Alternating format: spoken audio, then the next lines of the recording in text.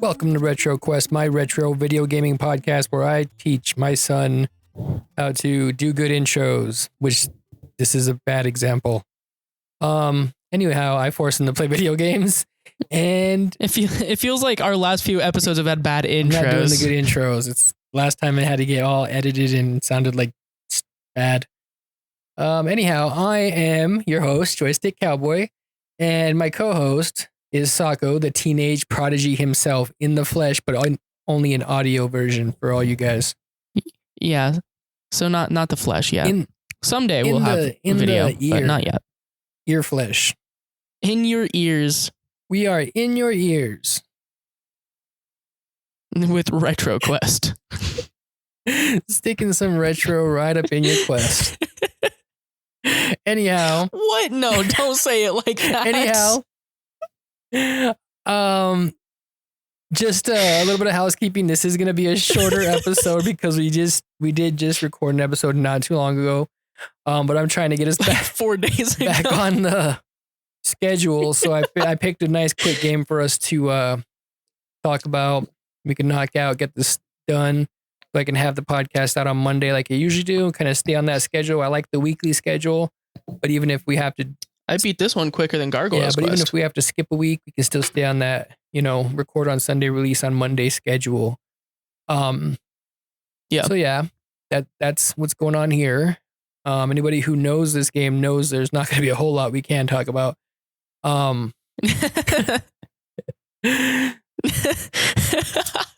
But let's get to it. Why is that so funny to me? So you got anything new that's happened to you in the last 4 days, Sako? Not crazy. I decided for my movie that I'm just going to probably rent a camera instead of buy one. It's all. Okay. I mean, that's a thing. That's all. That's the only, other than that, just work. Okay. That's it. Yeah, me too. I don't think I've done I spent an entire day and a half scraping my ROMs on my computer so that I have all my artwork and everything and editing the config files so it's how I want it to be. But that's basically all I've done in the last 4 days besides work as far as this show is concerned. So yeah.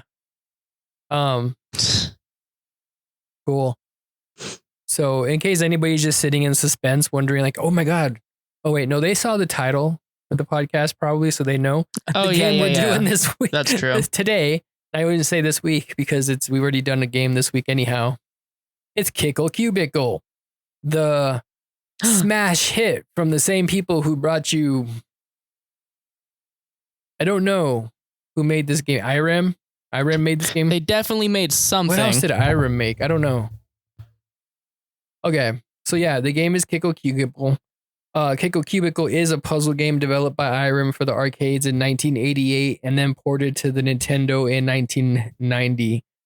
IREM Software Engineering is a Japanese video game console developer and publisher, and formerly a developer and manufacturer of arcade games as well. I think its headquarters is in Chiyoda, Tokyo. That's IREM. That's the people who brought it. I just still don't even know what other games they make. What other games? Let me see what other games. It just says they make games and arcade things. I can't see any listings. Oh, they made R-Type. You ever played R-Type? I have not. It's Is that bad? It's something I wouldn't have expected you to play anyway. Let's see.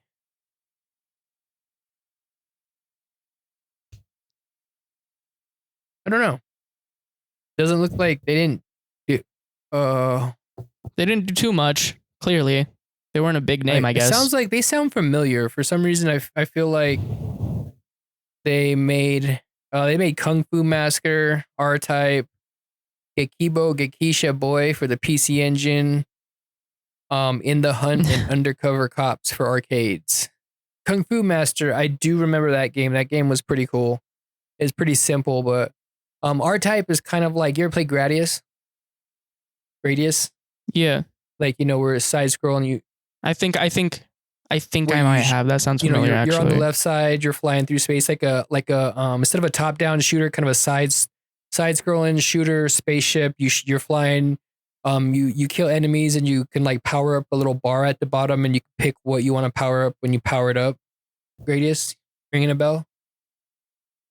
maybe. Okay, well, that sounds familiar. Like that Gradius does sound is familiar. fun game, but it kind of R-Type was sort of the um like the one that did it first in that kind of style, I guess. In my mind, at least. I could be wrong. There could be like I don't know. Gradius could have came before R-Type, but I'm pretty sure R-Type was much before Gradius, or maybe not much before Gradius, but yeah. So Irem. So what do you think? What did you first think of this game when I told you the name of the game and then you went and booted it up? Okay, so I didn't boot up this game for like a few days till after you told me the name, but the name was enough to have me decently concerned about what I was getting myself into. It was not right. The name does not lead at all onto what the game ends up actually being. I mean, you kick cubes of ice. So I mean, Kickle Cubicle. I guess. See, but like, there's so much other than just kicking ice. And I feel like that is even then. I did not put two and two. I would not have put two and two together like that in my mind at all. I guess, but it's Kickle Cubicle. You're kicking ice. I thought Kickle was just the name of the dude. I think it is. I can't remember exactly. I was reading the instruction manual and I forget what exactly it said was. I'm pretty sure it's Kickle because I'm pretty sure the like dudes who were like, "You saved us," address him as Kickle. Yeah. Okay. But you know, I booted up. It doesn't have any music like on the startup screen, so I thought I spent like a whole 5 minutes trying to like. And you want to know? I feel so stupid because I was holding my controller right, but I never once thought to press a button and see if that made a noise. No, I just spent a good 5 minutes trying to get any noise to come out of my computer from like RetroArch until eventually I accidentally bumped my controller. I hit like the downward on the D-pad and I heard a click and I was like, "Are you kidding me? Does it just not have like intro music and it was working this whole time?" Yeah. So I feel like it's so uncommon for like games to not have intro music, especially from back at this time. So that really got you? Was that? Yeah. Oh man. So yeah, I we didn't announce it on the last show because I wasn't exactly sure, but after we finished it, We did not know until like game. later that night. I could have probably picked a Game Boy game too, but for some reason this game popped in my head. I don't know if I heard someone talking about it on another podcast or something, but it just popped up in my head and I was like, that's a quick game. I remember it. I owned this game as a kid. I actually remember, I have a distinct memory in my mind of going with my grandmother and my Aunt Gail to KB Toys, which it was in the mall in Santa Fe. And it was like a toy store, but it was in the mall toy store, kind of like competition to Toys R Us at the time before Toys R Us smashed all the competition. But I remember going to the KB Toys and my Aunt Gail asked me what game I wanted to buy. And I looked at that whole wall of games. There's all my possibilities. And I was just looking around. And for whatever reason, I saw the case to this game struck a chord with me. And I picked that game and took it home. And you know what? I was not disappointed. I actually really liked this game as a kid. Although I didn't understand a lot about it until that I understand now. Because when I was a kid, for whatever reason, I thought this game was about ice cream and only ice cream. I thought the kid was like an ice cream cone person. For whatever reason, I played it as a kid. I remember beating it eventually as a kid. And I mean a young kid. Like I had to have been 7 or maybe 8. Yeah. Oh, there's no way this appealed to you any older than that. So I don't know. I liked it this go around, but anyhow. Well, yeah, but like now you're an adult looking back at it, not like a teenager playing in person. And I thought it was all about ice cream and cakes and shit because Because I mean, there is a lot of representation of desserts in this game. You know what I mean? That's fair. But, yep, that's fair. I'll give you that. So I remember taking it home, playing it. It took me a while. I remember this was a game that I kept plugging away at, and eventually beat it. And it was a great moment in young Joystick Cowboy's life. It wasn't the first game I beat, and it wasn't the hardest game I beat, but for whatever reason, I held it in higher accord simply because it was a puzzle game. You know what I mean? It wasn't, okay, that's fair. No, yeah, I get that. I get that. Or, you know, it was like, I solved all these puzzles. You know, that was kind of a different thing. This game had to be made for like little kids. Well, I mean, I'm sure it had the puzzles in this game were so easy. Like I had no challenge with like the only one I had like an issue was with the last one, and that's just because I kept getting hits. I don't think it took me more than, I mean, I could easily just pause the screen, look at the thing and the map and figure out what I was going to do within seconds. But that's using like the mindset of an adult, of looking at problem solving. You know, you kind of this had to be a, you know, like you said, a younger kid's game. Because at a certain level, this would all become not so much a puzzle and more just tedium. I mean, I had fun with it, but yeah, it's not a game you would ever, once you beat it, you couldn't go back to it unless you were a kid. Or again, when you're an adult later on after being a kid. But anyhow. Yeah. Yeah, that was hey, I just found a list of games that Irem made. So Irem, it took you this long. No, I found it a little bit. I found it about, you know, a little bit ago, but I wasn't going to interrupt what you were saying. So Irem made a shit ton of games. I'm looking at the arcade. They make Pac-Man? No, I'm looking at the arcade list. Let's see what they made the arcades. They made a bunch of like clone games that were clones of other popular games, but that's so funny. That is so funny. Of course they did. Made, let's see, anything you would know. Kung Fu Master, Lode Runner 2. Okay. They made Kung Fu on the Play Choice 10. Kid Nicky Radical Ninja, which is a cool game. R-Type. Ninja Spirit. R-Type 2. Let's see. Bomberman World they made. A bunch more all R-Types. Oh, okay. That's solid, actually. And then on the MSX, they made some stuff. So here's the stuff they made on the NES, all right? They made Kung Fu. They made 10-Yard Fight. They made Spelunker, Deadly Towers. And this isn't all of them. This is just the ones I'm pulling out. They made Spelunker 2. They made Kid Nicky. They made The Guardian Legend. That game is fucking a really cool game. I mean, it gets a lot of hype these days. I think maybe a little bit too much hype.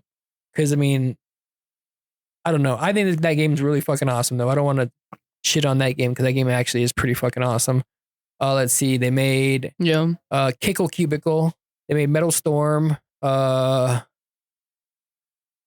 see. On the Famicom, basically the same stuff and more stuff I never heard of. Super Famicom. They made Super R-Type. R-Type 3.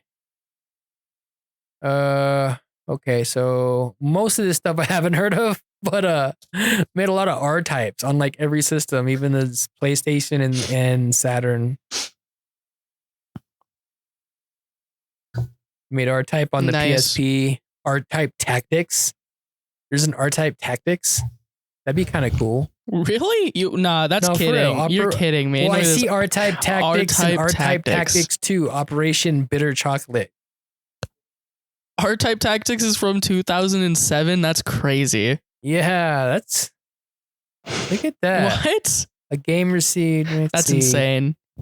That's kind of what. That looks kind of cool. It's like Hex Grid. That's exactly how I would picture R-Type Tactics to look. Honestly, that's cool. Yeah. I'm not gonna play it, but that's cool. Those are cool pictures. This is good podcasting. Oh yeah, we're doing great. Oh man. Anyhow, Kickle Cubicle. So, let's talk about the story of Kickle Cubicle. So the protagonist, Kickle, so his name is Kickle, wakes up one day to find his homeland, the Fantasy Kingdom. That's a pretty generic name for your homeland, you know? he has an interesting name, and then his fucking land, like his homeland, is the Fantasy Kingdom. Two of these Jesus. things don't sound like. Turned to ice by the Wicked Wizard King. Another generic ass fucking name. The king is imprisoned the people in dream bags. Only Kickle was unaffected. Kickle sets out to save the kingdom with a special freezing breath, which he uses to turn the invaders into ice to use against his foes. And then the gameplay is basically the player must travel through the 4 lands in the Fantasy Kingdom, which you play in a set order. You can't kind of pick your way. You just go how you go. You go through about 15 to maybe 18 levels, and then you get a boss. After completing all the 4 lands, you start the bonus levels, which is, I think, 30 levels that are harder. Went through some of those, and those do tend to step it up a little bit and make it, a lot more substantial in the puzzles you are solving. The player controls Kickle to solve a series of puzzles that take place on frozen islands. The goal of each level is to collect the dream bags, which there's usually 3. There are several types of deadly enemies. Kickle can use his freezing breath ability to turn some enemies into ice, to create walkways, or to defeat enemies, or he can create a pillar of ice in front of him to act as a block. Yeah, he's basically like Sub-Zero's little brother. That's funny. That's funny. But yeah, I like the gameplay in this game. I believe it's a Sakuban game, because what I think Sakuban, from what my understanding is, and I'm very illiterate as it comes to this, but my understanding is a Sakuban, it means it's a moving block puzzle game, not like Tetris, but like you move blocks to solve a puzzle, like Lolo. You ever played Adventures of Lolo? Maybe. It's very that much like familiar. Lolo. And the Lolo even kind of looks like some of the enemies in this game. Those little slimes from Dragon Quest that jump around and you turn into ice. Lolo kind of, Lolo's a ball, but anyhow, we're not talking about Lolo. So yeah, I think the gameplay is good. They kind of, like we said, there is not much difficulty, but they do step it up gradually and introduce new elements in a nice fashion. Oh yeah, it's pretty well like the progression of complexity. What do you think? You thought the pacing was good? You thought, the way they kind of rolled new things out? For how short the game was, I would say the pacing was incredible. And there wasn't very many good enemy variety, but I do like the fact that, you did have the mini versions of what the boss enemy would be. Yeah, that's funny. Those are cool. Like you got that chicken guy with the glasses that was running around and they kick the blocks, and then you have to use those chickens to like solve some puzzles.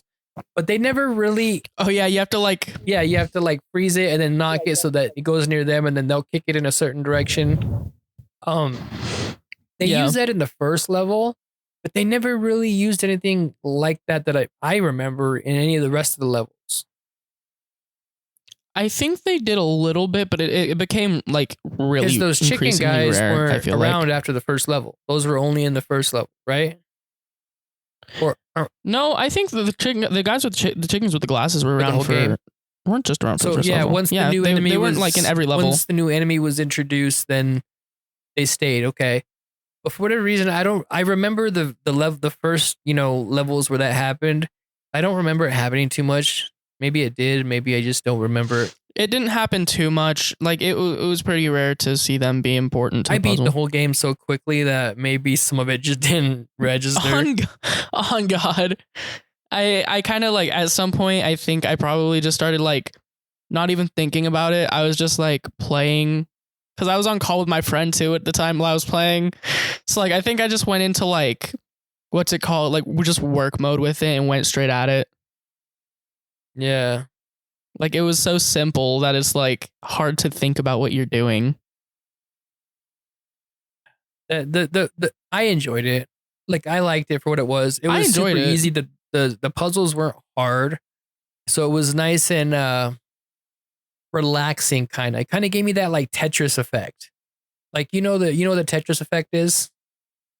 Yeah, I know. Tetris kind of gave me that kind of feeling. Like it was sparking that thing in the back of my brain where I was kind of like just uh relaxing to it. Like it was a rhythm of these really simple puzzles that it took me like maybe a minute per puzzle, you know, because I would start the puzzle, press start, look at it, and within, you know, a couple minutes or a minute or so, I knew what I had to do, and then it was just executing it.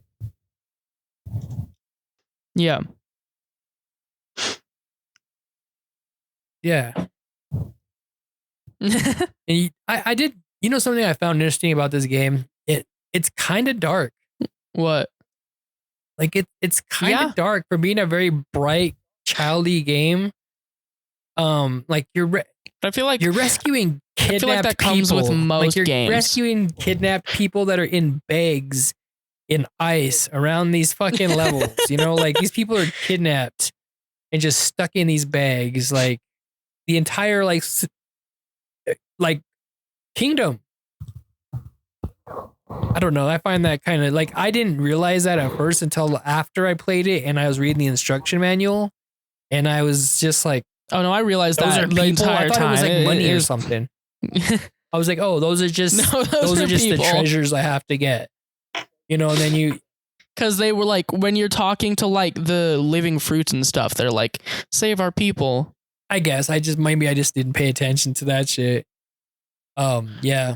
I didn't pay too much attention to it, but every so often I'd read what they were saying and I'd be like, go rescue the people that, what's his name, and this guy and the others holding. And it's like, okay.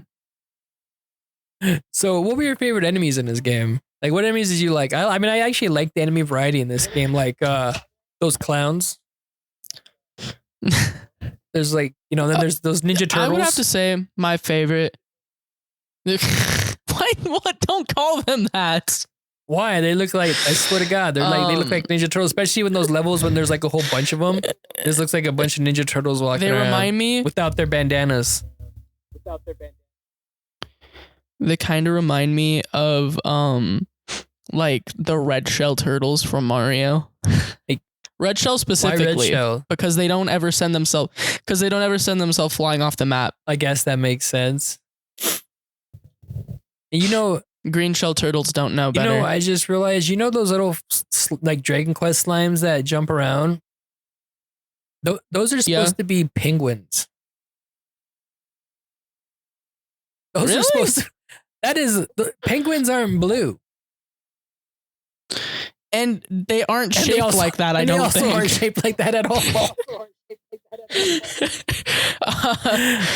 Okay. I like. No, wait. I don't believe you. There's no way. I'm looking at this. Go to the. They're just like orbs. They're like blue orbs. What? Do you have the notes open? Yeah. Go to the obstacles and enemies, like in part of the notes I did. Yeah, that's what I'm looking at. That's a Mr. Hoople, and then you got Bonker the Clown. He throws those balls around. I think Bonker the Clown's cool. I just like his like design for whatever reason. I think he looks dumb. The Ninja Turtles are cool too. Bonker's cool. Bonker's cool. He's just kind of annoying, but he's pretty easy to like work against though. All you have to do is like put a wall up and he can't hit you. And you got Max the Rooster who kicks ice cubes around. You know what I really hate are those little spiny things that fucking go around the edges. Those things suck. Yeah, I don't know what those are. I don't like them. They need to go out of here. Get out of the game. Yeah. I'm so much happier without you. So Mr. Kickle has to go save all these people. I hate Gale. Gale is worse than Spiny. Those things that go like weirdly like diagonal, and you just gotta kind of make like in diagonal. Those they don't show up very often. I only remember like 2 levels maybe they were on, maybe 1. They're only in like the last. I think they're only in like the last few levels. Yeah, those and they're not in the final level either. Those ones. They're in more of like the maze type levels than the like the levels that are like play more out like mazes than the ones that are like like super puzzly. Did you play any of the special games afterwards? I was going to do that yesterday, but I never got to it. But I mean, something tells me it probably wouldn't have been like, I mean, it would have been just the same thing except for different levels, you know? Same crap, different day. I don't know. I feel like I played a couple of them, but the first couple of them, so, and I felt they were stepping it up enough to where I could see them ramp to a point where they were actually, a little tricky. I'm not going to say hard because this is Kickle Cubicle. But I could see them being tricky. I was going to watch a long play on YouTube and see what they actually looked like, but I never got around to it because it's only been 3 days that we've been playing this game. Yeah. This is the shortest amount of time we've ever taken to play a game. But quick episode, knock it out, get back on our good schedule, and we get to play Kickle Cubicle. It's a real quick game. I wanted to play it eventually at some point, and it seems like it just kind of worked out. It would have been in my eyes at least, a waste of a full episode to make it like this shorter episode. Make like a whole hour long episode. I don't even know how. Imagine how off topic we would have to get. Imagine how off topic we would have to get to have an hour long worth of this. Or we game. could just be super on topic. We could talk. We could do a fucking dramatic read through of a fact about this whole game, line by line of a walkthrough. Dramatic read through. That's find crazy. the driest fucking fact we can find on Game Facts and just read it. And then you jump up. Coming to a theater near you, dry reading of Kickle the Cubicle. I bet you the facts for this game on Game Facts are mostly just ASCII drawings of what to do. That's probably exactly what it is, honestly. It's kind of hard to explain what to do. It's mostly I can explain some of it, I bet. Yeah, but most of it's a little bit it'd just be kind of weird to explain because it's not something, but imagine having to explain do you remember what the final level is? It's the one with all the little hammer things that you have to line up, right? Imagine trying to explain that. So I just pulled up a fact for this game, and it's it actually looks kind of cool. It's all ASCII art of O's and X's of the level, and then on the side it has a quick paragraph of what the solution is. That's actually pretty clever. Huh. Not as dry as we thought. No, we can definitely read this. So we'll start off at Fruitland, stage D. Enemies. You're kidding me. Oh my God. Items. Send me this link. Dream bags ×3. Ice pops ×7. Solution. Use the pillars for a hint and move around the level, building pillars along the island for protection against the cannon shots. Oh, I remember that level. And picking up the ice pops will require quick reflexes since they will not provide any protection once Kickle grabs them. Okay. I mean, we could do that. That seems like a boring episode. You're a boring episode. Nuh-uh. Uh-huh. Anyways, Kickle Cubicle. So, just talk about the levels a little bit. Just a little bit. So you start off in Gardenland. And the representation of the levels is really cool, I think, for the themes. They all do really good job of staying on theme as far as what the theme for those levels are, when you beat the level and then all the flowers pop out. It's oh, that makes sense. Moving on. That happens in every level? Yeah, every time you beat a level, when you grab that last bag and that circle comes out of items in it and it circles around you and then you go to the next level. The things that are circling you are themed to what level you're in. Oh, I thought you were talking about the thing where you had to collect the flowers and stuff off the ground. Oh, no. Because I was going to say that only happened to me in one level. Yeah, probably Gardenland. I think so. So, you got Gardenland, and then you go to Fruitland, where everything's fruitish. Or was it? Yeah, it was Fruitland because it was shaped like a carrot, which carrots aren't fruit, but it was shaped like a carrot. The world? I thought it was shaped like a radish or something. That makes a lot more sense. Oh, actually, it's supposed to be a bunch of grapes. A bunch of grapes. That's what it says here. The map to Fruitland is supposed to be a bunch of grapes. That is special. See, that makes more sense, I guess, but it doesn't look like that to me anyhow. Whatever. It looks like a carrot. Eyelid 9 looks like a penis. I'm just saying, it does. And then after what, Fruitland, then we go to Cakeland. I must have spent a lot of time in Cakeland as a kid because I think that influenced a lot of me thinking this game was just like about dessert. Which is weird because you know what though? Gardenland and Toyland are like nothing to do with dessert, but whatever. And honestly, neither does fruit. Fruit doesn't belong in this dessert category either. Get the hell out of here. I don't know. Fruit can belong in the dessert category. Let's be real. Yeah, I can't throw fruit out of the dessert category. Fruit's good. Fruit. I could eat some grapes. Like after I get done with a meal, I could eat some grapes and say I had dessert. I think Fruitland's the first level they started introducing those like springs. Yeah, that was sounds accurate. When they started implementing the springs in the puzzles, I thought that was cool. Because that took a little bit of reflexes. Because some of those you had to dodge, you had to push the block, get out of the way so it could go the other way, and then place a wall. And then there got the ones where you had to catch the fucking block right at the spring to push it another direction. But that's easy. Like it was like a 3-second time gap. You know, another layer to the Kickle Cubicle cake.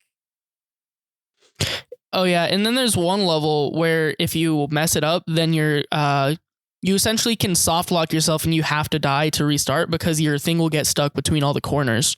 Your ice cube will with the springs. I remember that. Because you can't. Yeah. Thank God. For rewind. I have the power of rewind. Thank God I'm a time lord. Yeah. Thank God I can speed up and reverse time. I like playing on the actual consoles that I have, you know, but I appreciate emulating more because I get to like pretend I'm in the Matrix in every single game. You know, I can slow it down. I can rewind it. I'm just like Prince of Persia fucking Sands of Time up in this shit. On every game. The only thing that sucks is when I start playing a non actual like game, not an emulated game. I still feel like I have that like flexibility to rewind or something, and I can be a little more fast and loose with my actions. I don't have to be so careful. Like what I was playing something yesterday. It was right after I was playing something on the emulator, and then I started playing what was I playing? I think I was playing a PS2 game or a PS3 game or something. No, I was playing, I don't know, whatever I was playing, I kept trying to rewind it and it was pissing me off. Yeah, that happened to me. Okay, so yesterday I played Kickle's Cubicle. Well, not yesterday, on Friday, played Kickle Cubicle. And then I get done, I hop on Call of Duty, and I keep getting shot, and then I hold down my left trigger trying to go back in time and not get shot, I guess. And then like I would just be like, what's going on? And they'll be like, did I just try to rewind time in an online multiplayer video game? Like, come on. I've got to be a little bit better than that, right? Oh man.